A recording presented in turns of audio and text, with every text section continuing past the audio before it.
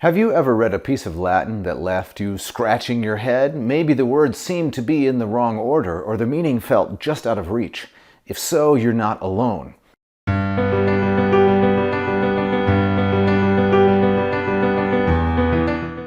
One of the primary challenges for English speakers learning Latin is its syntax, the way words are arranged in a sentence, the ordo vocabulorum. Latin syntax can sometimes be quite different from English, and it requires a different way of thinking. In this video, what I'd like to do is take a close look at another example from Erasmus's famous work, De Copia Verborum Ac Rerum, a masterpiece I like to call leveling up your Latin style and content. By the end of this lesson, you will not only understand this tricky sentence better and its syntax, but you'll also gain some tools to tackle similar challenges in the future. So let's get started. Our journey today takes us to Erasmus's dedicatory letter to John Colet, an English scholar. Now, near the end of the letter, Erasmus writes this intriguing sentence. He says, "Sed quantum habeat eruditionis quantumque sit utilitatis, alaturdre sec labor meas aliordrum esto judicium." A preliminary translation might be something like this. But others must decide how much learning this work of mine shows, or how much value it will bring them. This sentence is very lovely with three clauses. There are two subordinate clauses called enuntiata subordinata, and there is one independent main clause, the enuntiatum principale. The challenging part here for English speakers is the word order, syntax. Latin often places the main clause at the end, which is sometimes the opposite of English. Let's analyze the structure of this interesting sentence. We have first said quantum habeat eruditionis, but how much learning it possesses or shows. Then we have quantumque sit utilitatis alaturdre sec labor meas, or how much value this work of mine will bring. Then third, we have the main clause, aliordrum esto judicium, others must decide. Notice how the main clause, aliordrum esto judicium, comes last. That's standard Latin syntax. In English, we typically start with the main idea, others must decide. But Latin authors have different stylistic goals, like suspense and delayed gratification.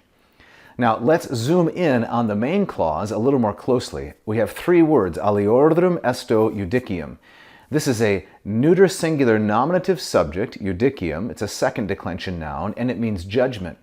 If we were trying to translate more woodenly, we would say for aliordrum esto judicium, let it be the judgment of others. But I gave a more idiomatic rendering. We also have this verb that may be unfamiliar to some, esto. It's a third singular future imperative active from esse, to be. And aliorum, it's masculine plural genitive. So those three words are the kernel or the nut, the nux of the sentence. Seeing that distilled out from the rest really helps us understand the structure. Once you spot this, the rest becomes much easier. It is modification of the main idea. Now later we will ring some variations on this structure when we get to the composition portion. But first, we have to look at direct and indirect questions. Let's tackle the two subordinate clauses. Both are interrogationes obliqui, indirect questions. In English, we turn direct questions into indirect ones simply by changing the word order.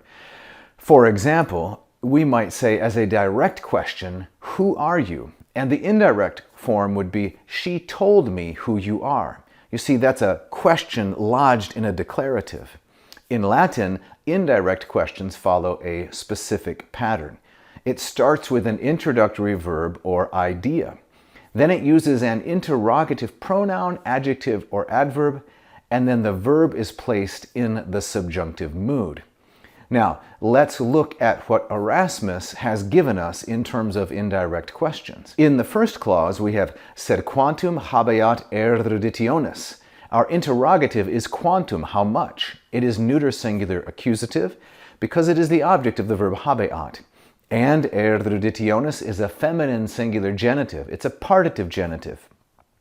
In Latin, if we want to say how much brilliance, we say quantum eruditionis using the partitive genitive. And habeat is our subjunctive.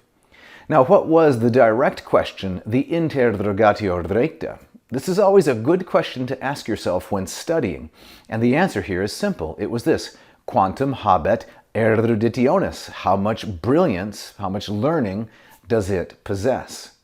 We could run the same analysis on the second dependent clause, quantumque sit utilitatis alituris hic labor meus. Notice that Erasmus repeats the interrogative quantum, and he uses another partitive genitive, utilitatis. He connects the two uses of quantum with a little enclitic we. But the verb here is not present subjunctive like habeat. Instead, it is a periphrastic form, alaturdus sit, indicating a future action. This is from the verb offero, to provide or offer. You can hammer out the details on your own, and you can ask me questions in the comments.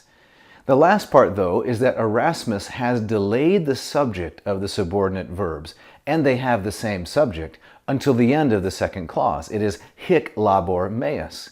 Labor is the noun, masculine singular nominative, and it is bracketed by those two modifiers, hic and meus. Now, one of the practices that I teach my students in the classroom is to try to repeat a sentence from memory. Once you have broken it down like this, and you've understood its core, its nux, plus all of its elements, this really helps to get you thinking in Latin. Sometimes even the mistakes you make when trying to memorize a sentence are instructive, as I'll explain in another video. So let's see if I can do this from memory. I have put on this blindfold so nobody will think that I am cheating. Sed quantum habeat eruditionis, quantumque utilitatis sit, alaturdus hic labor meus, aliordrum esto judicium. So, did I get it right? You might ask how long I had to practice to do that. At first, it's a little challenging, but I believe that this really gets easier over time, much easier and very quickly, because you begin to really understand what word can fit in a given spot. And unlike trying to memorize English, there is a highly predictable structure in Latin sentences. So now it's your turn. Try memorizing this sentence, sed quantum eruditionis, or habeat eruditionis, quantum sit, etc. Break it down and repeat it until you've been able to internalize the vocabulary and syntax. This is a really good way to add to your Latin knowledge.